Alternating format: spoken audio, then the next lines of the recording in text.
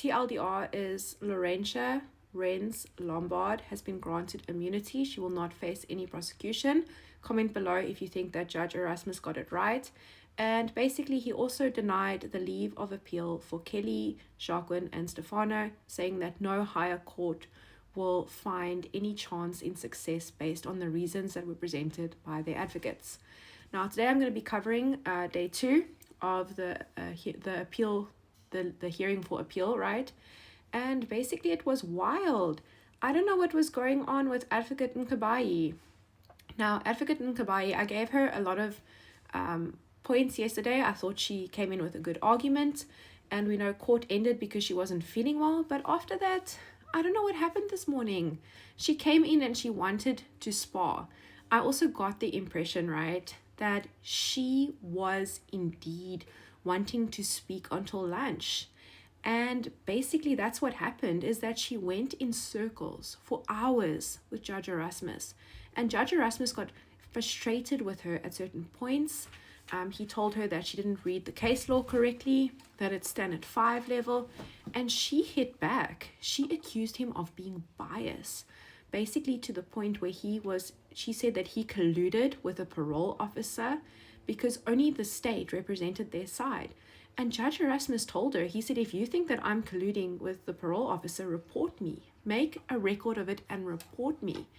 And at some point, it sounded as though even that she was perhaps going to cry, but she still carried on, arguing over and over, walking in circles, reading off her 50-point list that was just getting more and more crazy.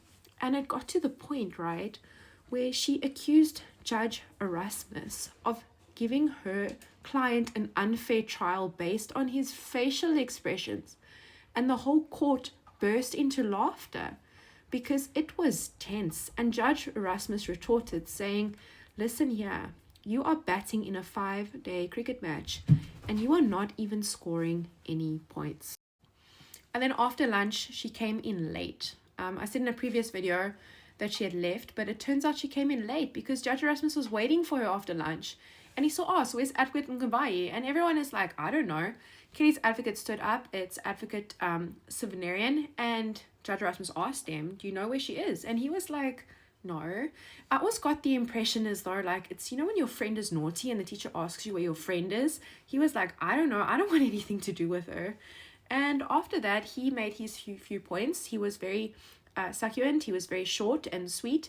And he just said that the case wasn't proved beyond a reasonable doubt. And he cited some case law, and he also went into Laurentia Renz credibility, saying that, you know what, she was on substances, her statements kept on changing, she was not a very credible witness, and that was the testimony that was used to convict his client.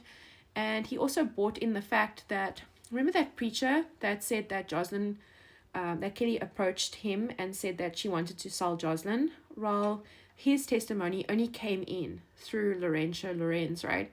And because of that, it's also unreliable. And then he sat down, and I was shocked because I was like, whoa, that was quick. There was no sparring with Judge Erasmus. There was no talk of facial expressions. Short, sweet, and professional. And then after that, Advocate Swanepoel got up, and she basically made her case.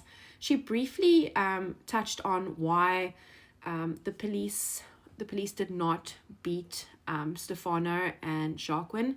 She said that why would the police record their injuries if the police had done the injuries to them? And then she went on to about why Renz should be granted immunity. And she said that, look, Renz comes from a very hard background. She suffered a lot in life. She had substance issues. But at the end of the day, when she was arrested from March to October, where she gave differing accounts, but in October she gave the true account. And we know that she accepted that 1,000 rand bribe from the rest to stay silent. But after that, she came and she corrected the record, and that is the reason why she should be granted immunity from prosecution. And after that, Judge Erasmus, he spoke directly. He had a colloquy with Renz, and he said, you know what, she did come from a hard background, and at the end of the day, although she had some statements in the past that were troublesome, at the end of the day, she did tell the truth. And it was because of her testimony that he was able to convict the other three. Now, I often talk about this in my videos. It's called making a deal with the devil, right? Sometimes you have to make a deal with the devil. Sometimes you have to make a deal with someone who perhaps had some of the least involvement in a case in order to secure the convictions of the rest. And I do think that Judge Erasmus came out with the right opinion. And after that, he denied the leave of appeal for the other three, saying that any other court, the reasons that they gave, would not result in any success. Now, at the end of the day, we still don't know where Joshlin is. And I think as a nation, we need closure, right?